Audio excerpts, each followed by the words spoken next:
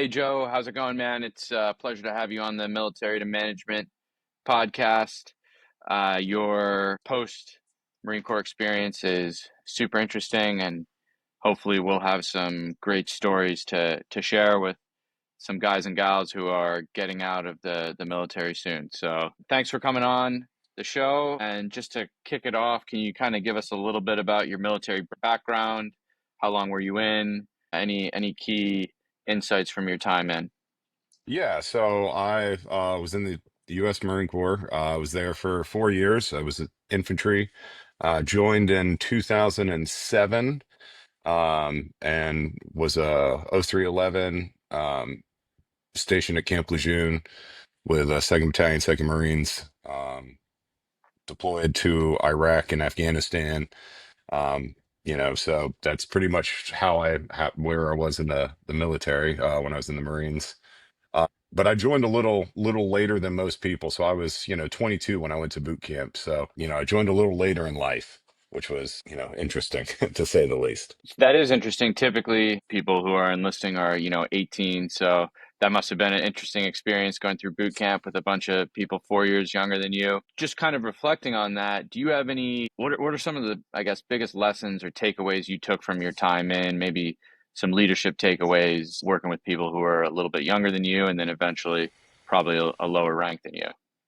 I think one of the biggest, from a leadership perspective, takeaways I kind of learned, and I had a drill instructor who kind of ingrained this in us. He said, when we were getting ready to leave the island, he was saying, you're going to see leaders that are going to be great, and you're going to see leaders that are mediocre, and you're going to see just really bad leaders. I mean, there's all kinds. Says as you go through the Marines, recognize what's good in the good leaders, recognize what makes mediocre or bad leaders bad, and don't do those things. Do try and always emulate the good and take the good from the people that you're, you know, under and working with. So, I got, that was kind of my entrance into it, like leaving Paris Island, going into the fleet. And I, took that to heart. I had some really great leaders who, who were younger than me. I had guys who I would, they were servant leaders. They would never have you do anything that they hadn't themselves done. They would never ask you or tell you or order you to do something you knew they hadn't done. They were the guys who would roll up their sleeves. I always tried to take that with me. Even now into my professional career, try and get out there, roll your sleeves up when you have to. The poor leadership I got from, people who just, they had the bravado of, just bossing you around. They weren't, they were leading from behind a desk per se. I'm going to tell you what to do, do what I tell you. That's that's actually a really good insight. Somebody said something similar to me as I was going to my first unit. Basically, it was learn from the mistakes of other people and Yeah. and then copy the people who are excel. So I'm Yeah. sure that has translated really well to the private sector. And speaking of kind of transitioning, can you talk about a little bit about those kind of takeaways that you had from your time in the Marines and like how was your transition into the private sector and were you able to take some of that leadership experience with you?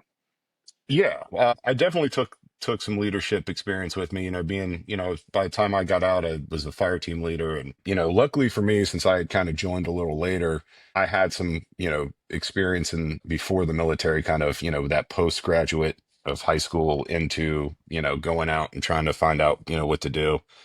So getting to, how I got my feet under me, I just kind of, by the time I came home from Iraq, kind of had a plan. Like, hey, I'm going to go back to college. I realize, that's important.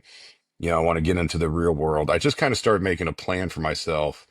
And one of the things, I kind of realized from the Marines was, make a plan, but, also understand no plan survives first contact. Like, so just make a plan and have something ready, but also be, nimble and ready to go.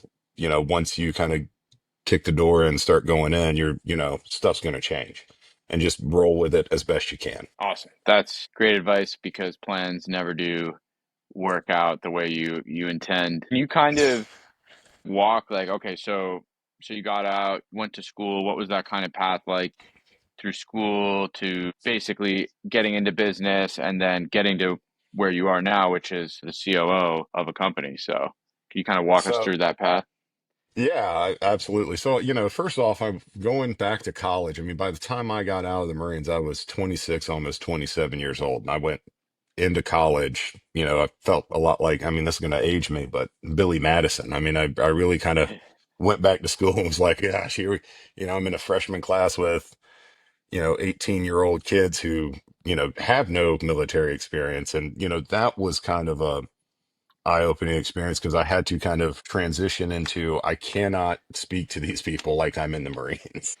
I won't last long, because if you spend any time around Marines, I mean there is definitely a different type of language and intensity that you speak with. And I had to really kind of adjust very quickly going into college, like, oh, I can't like if I'm in a project or something, I can't talk to people. And I took that and that helped me figure out, all right, this is how I need to talk to people. I can't just roll in and just, start screaming and, dropping F-bombs here and there all the time. So that was kind of my first entrance into the world. So I went through college and again, going back to plans, I had all these plans to do different things and none of it was, I'm in building materials now. It never even entered my mind that I would ever be in that. And it just was kind of the path that led. And so as the punches hit me and, I had to roll with, changing the plan, that's what I had to do. So I would go to college and, got my degree and immediately started in beverage operations, learning, high volume distribution in an alcohol company, distributing beer and wine, which a friend of mine used to say, that's perfect for a Marine. If you're getting out of the Marines, you're, got a 200,000 square foot warehouse filled with wine and beer. And you're, that's what a Marine does. But yeah, that's just really kind of how it all kind of progressed. It was very organic. It was, very natural. I went through school and really kind of had to sit down and say, all right, like I can't be the Marine who's yelling at these kids, trying to get them to do what they need to do. It's just like I've got to let them, I can't just go and be in their face all the time. I honestly, that is a really good piece of advice that, we've recorded a few of these podcasts, and haven't necessarily touched on that, but that is a really good piece of advice. You can't talk to people in the private sector like you talk in the Marines. I had Yeah. some issues when I first got out. I also had some similar realizations, let's say, Yeah. and that definitely I think really good everyone advice. gets to that. I think I don't, whether you're Marine or Army, even Navy, I think you guys are, everybody's sitting there going, I can't actually engage with people in this way. And you've got to learn and you got to learn how to engage with them properly. And I think that was probably my hardest part. And I'm glad I went to school because I had the opportunity to do that, in school and then kind of get into the workforce. Also, I mean, tell me what you think about this. Like, you almost have to have a different expectation of people when you initially meet them. Like in the military, people are going to be able to perform whatever specific function they're supposed to be performing. They're at least adequately trained. That's not always necessarily the case in the private sector. What do you think about that, or have you seen something similar? No, I mean, I agree 100%. One of the big things is, when you're in the military, you basically see the respect and everything from the people you're talking to because it's on their collar or on their sleeve, depending on what branch you are. If that's, someone who's got a lot of shiny silver on his collar, that's, someone important. In the civilian world, you don't have that. And you can't just walk up to someone and assume, hey, I can just start going 100 miles an hour at this person, like you could in the military. I mean, everybody in the military has kind of been through those same progressions. You go through your training, you go through all of this. So you kind of, everybody has that same shared, hate to call it misery, but some of it is really kind of shared misery. You're like, okay, you've done the same training I've done. We've been tired and hungry and we've had to deal with it. You don't have that in the civilian world. You don't have that going through school or getting into the workforce. And so, it's almost like you got to approach things with kit gloves. And that's been my whole mentality since is, trying to kind of explain to people like, what the Marines did really well for me was, here's the mission. This is what we need to do. Here's kind of what the plan is. Um, so everyone go out and do that. When I'm talking to my people, I do the same thing. Hey guys, we're doing this thing over here. We're, upgrading our systems here. These are the reasons why we're doing it. This is what this is the cause and effect here. And so everybody hopefully gets that into their minds. Yeah, that's a great point and a great takeaway as well. Okay, so you're out of college, you get into the Marine Corps ex-Marine dream job of huge warehouse full of alcohol. Kind of, can you walk us through how you went from there to, your current role now?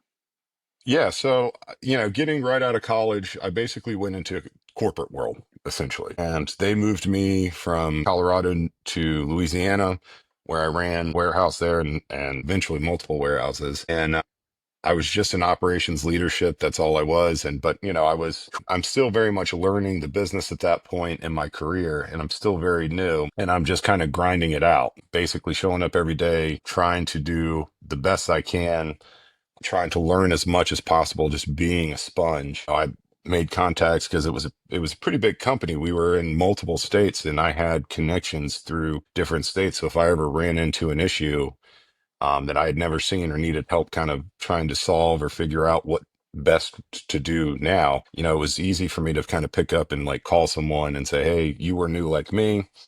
I need help. I've never seen this situation. What would you do? Here's what I'm thinking, and have people who I could soundboard off of. And that was where I was for about, a few years. And honestly, I loved that company. I really hated to leave it, but it was a personal choice to leave that place because, my family's really, really important to me. And I had parents who were getting into their golden years, as they say. And I basically, my wife and I made the decision to kind of say, hey, we need to go back to my hometown to help take care of my parents.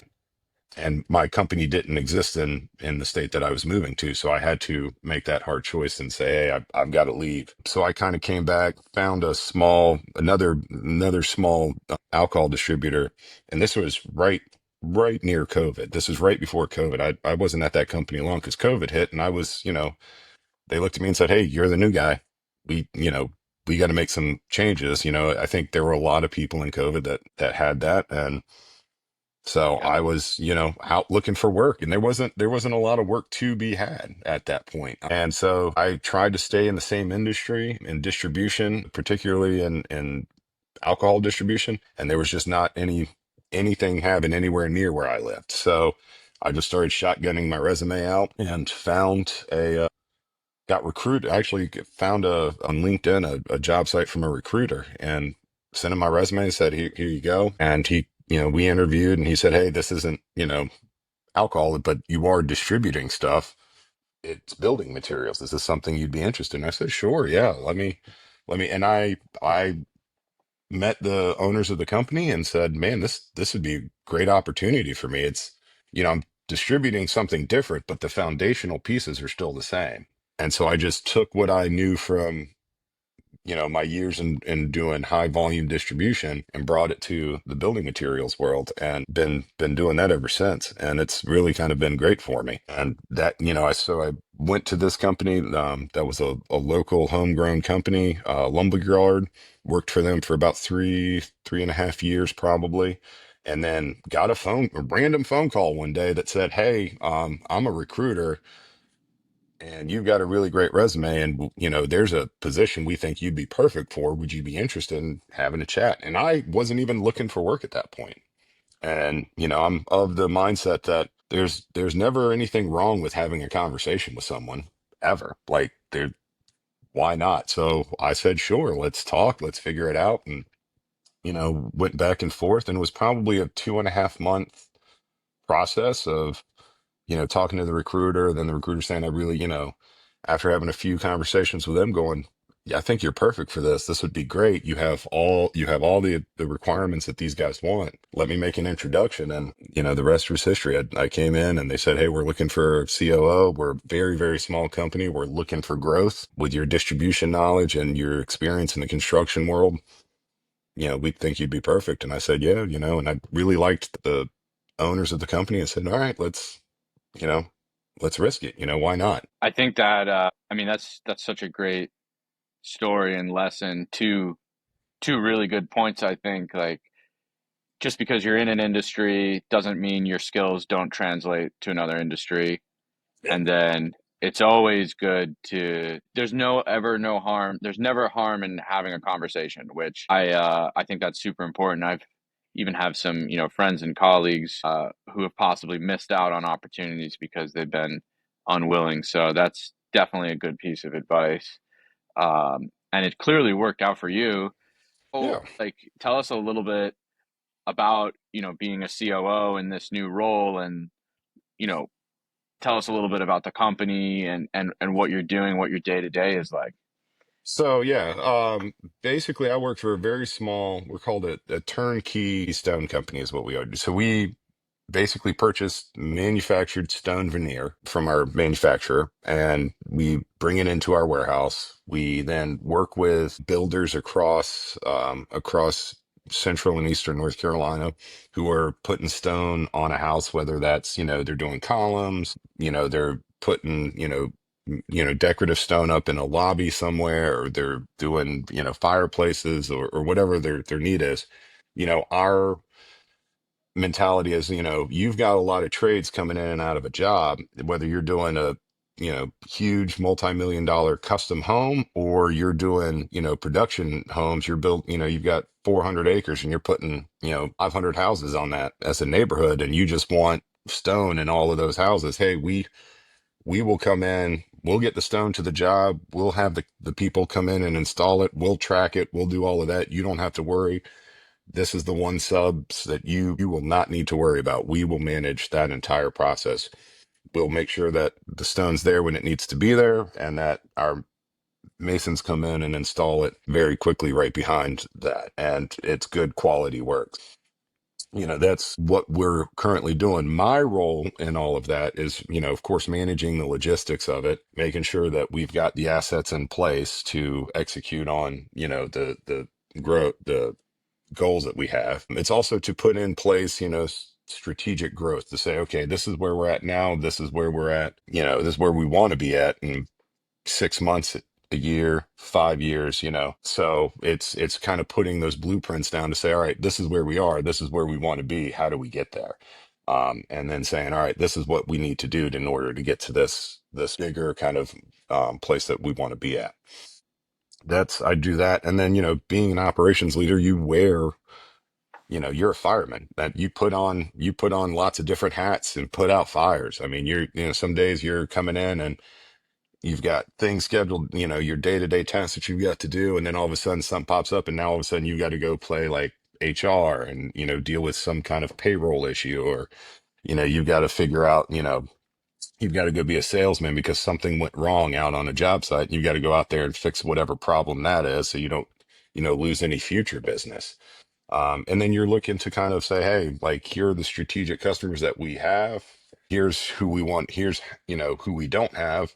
Like, how do we get these guys over here to be our customers? And, you kind of make plans and think about like, hey, how do we get them, let's do a golf tournament and bring people out and introduce them to our current customers. And, because they'll do great marketing for us, our current customers. They'll love us. They'll talk us up all day long. So it's a lot of different moving parts that are happening. Love it. So like everything from business development to Yeah. finance to HR, million hats. Yeah. Uh, it's a fun world. It varies, based on the fire. If you could give us kind of like if there was a typical day, which I'm sure that'd be tough to describe, but could you try to describe like a typical day in the life for you? Yeah, so typical day, I get up pretty early, usually at work between 7 and 7:30 in most mornings because that's when I'm busiest. I've got trucks coming in to deliver stone. I've got to get my trucks out and get them loaded. So basically the first hour and a half or so of my day is walking around making sure, my warehouse team has got all the paperwork and everything that they need to get trucks loaded successfully, making sure that there's, no fires that happened the previous night. Like, the first thing I do usually, I walk through the warehouse. I say, "Hey guys, how's it going?" They have their paperwork of what they're doing.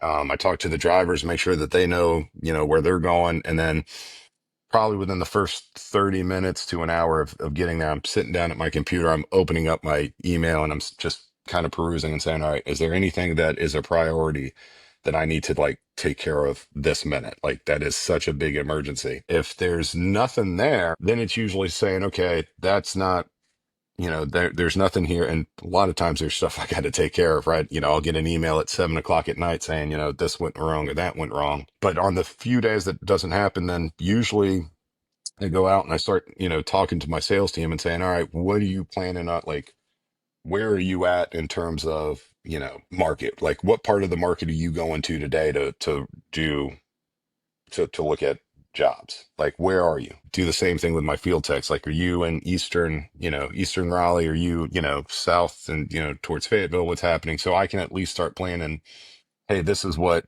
tomorrow or, the next day's trucks are going to start looking like. I can start working with my dispatcher and saying, hey, these three people are in this area. They're going to be putting in orders. These two people are over here. They'll be putting in orders. So a day or two from now, we'll be able to be in those areas delivering. So where are subcontractors at? Because he's managing that piece and saying, all right, how long until these guys are done? Because then we'll have to flood them over here to go do those jobs. So it's a lot of just trying to figure out where the chess pieces all are and make the strategic move to say, okay, what's my next move going to be? And that's usually the first part of my day. And then usually afternoons is nothing but meetings, whether it's financial meetings or customer meetings or vendor meetings. It's usually filled with meetings. And then, by the time I look down, it's 4 or 5 o'clock, and it's like, okay, it's time to start wrapping up the day. I got a life I got to get to. So that's 30,000 foot view of what my average day is. That sounds pretty similar. I'm in a completely different industry, but it sounds very similar. I put out fires. How's sales looking? How are we gonna Yes. deliver on that? And then kind of the day-to-day minutia of the rest of the stuff. So that's definitely good to hear, especially for me. Sounds like COOs do pretty similar things. Yeah, I think once you get to this level, everybody's kind of doing the same thing. They're just in different industries doing it. I think because most people I know who are in the similar role to me, they're sitting there saying, "Yeah, that's pretty much how my day goes every day. Come in, put out whatever fire you got to put out first thing, make your plan for the next few days, then you can kind of get down into the minutia of the business and getting the business running." Right, right. Spot on.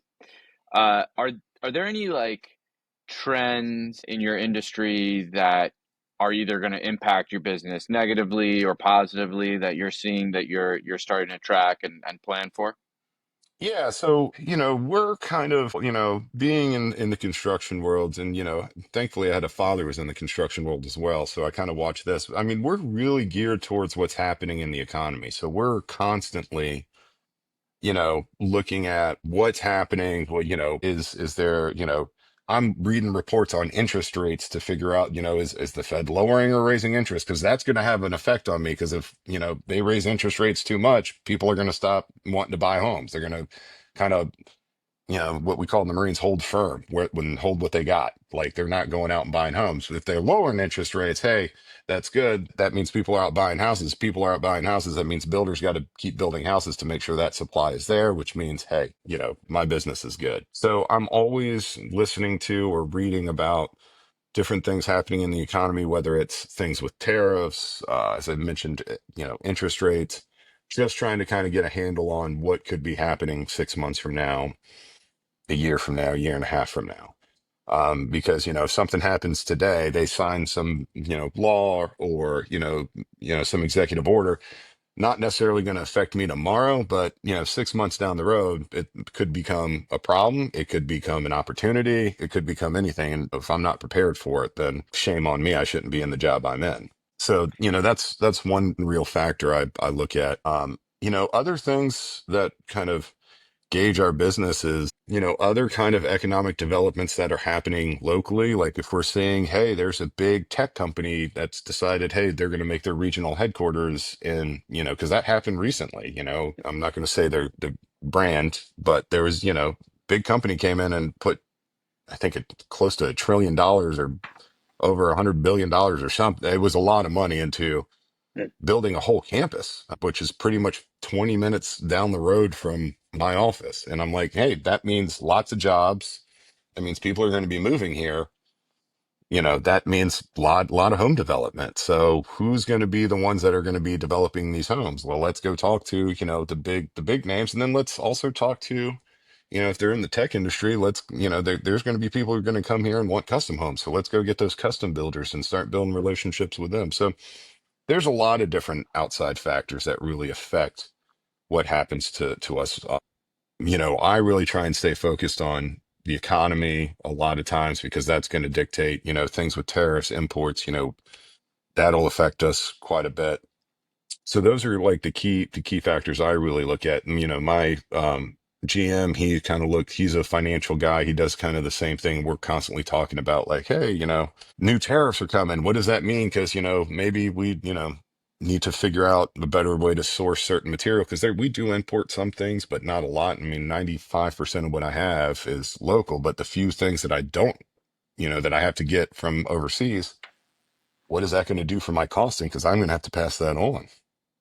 Right. And how my customers going to take it. So we're constantly looking at that kind of stuff. What's kind of working well for you and your company right now? I mean, obviously there's a high interest rate environment.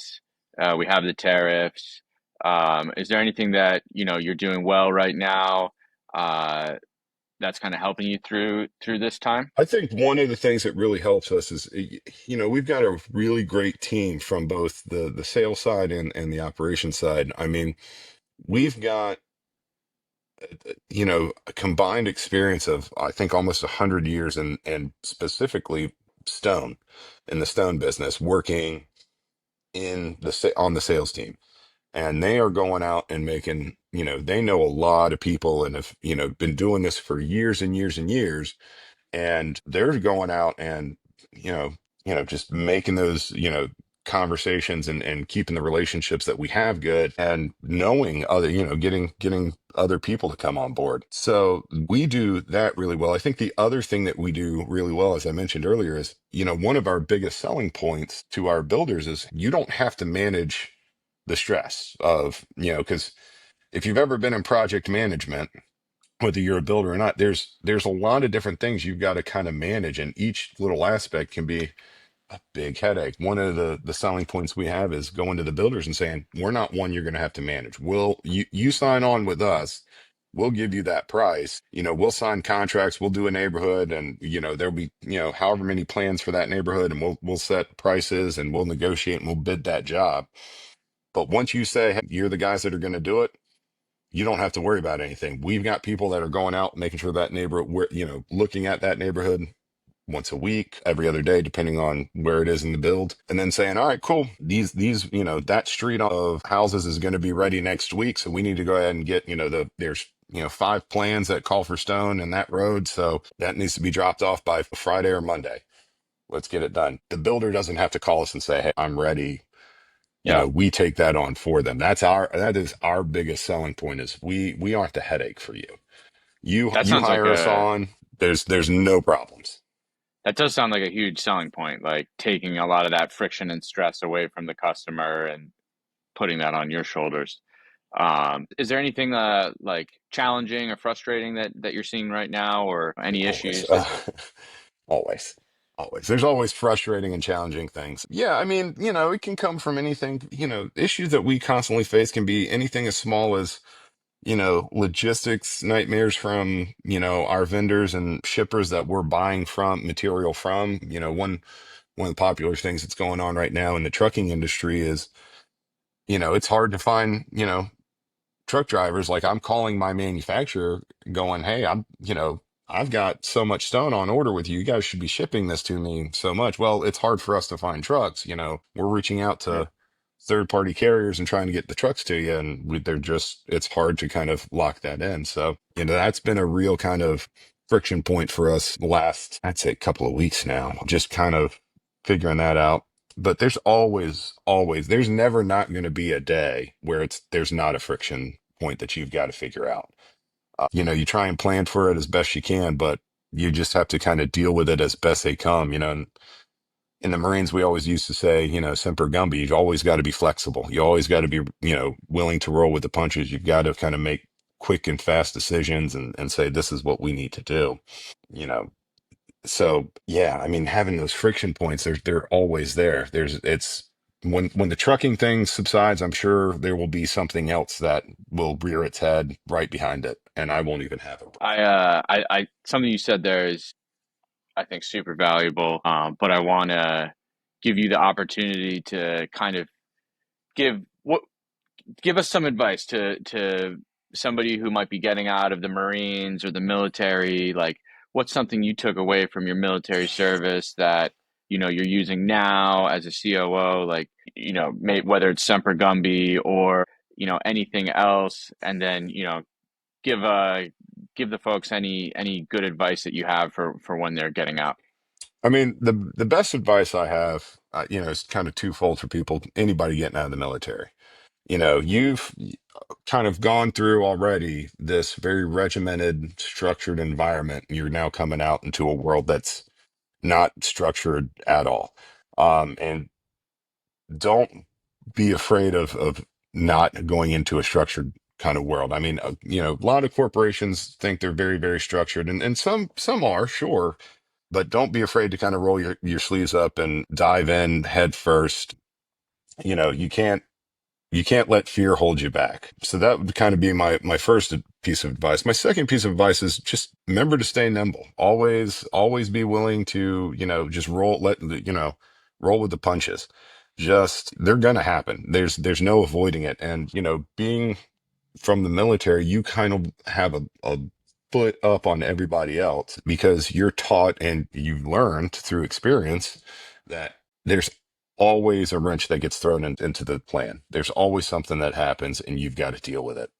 That doesn't that doesn't stop once you leave the military. That will continue throughout your career. But coming out of the military, you will have kind of a way better sense of how to deal with those situations, how to say, hey, this thing happened over here. That's fine. We'll figure it out. We'll move on, and we'll get back to business. One of the things I like to kind of tell people when they're really stressed out at work and they're having problems, and it happens. I look at people and I'll tell them, hey, no one's shooting at you. It's fine. You get to go home at the end of the day. That's fine. Like, we can solve this problem and move on. Like, I know it's stressful. I know it's just keeping that perspective in your head at all times is, yeah, it can be rough. It can be hard, but just remember that could always be worse. That's such good advice, and also such a great line to use, especially in the private sector. Yeah. Well, Joe, I really appreciate your time, man. That was super insightful. And obviously, congratulations on your awesome post Marine Corps career. Hopefully, somebody listening to this can take some of your words of wisdom and have a successful transition and successful career in the post military private sector. I Yeah. appreciate. Well, thank you for having me. I really appreciate the chance to come on here and talk for a little bit. Yep, I appreciate having you. Thanks again.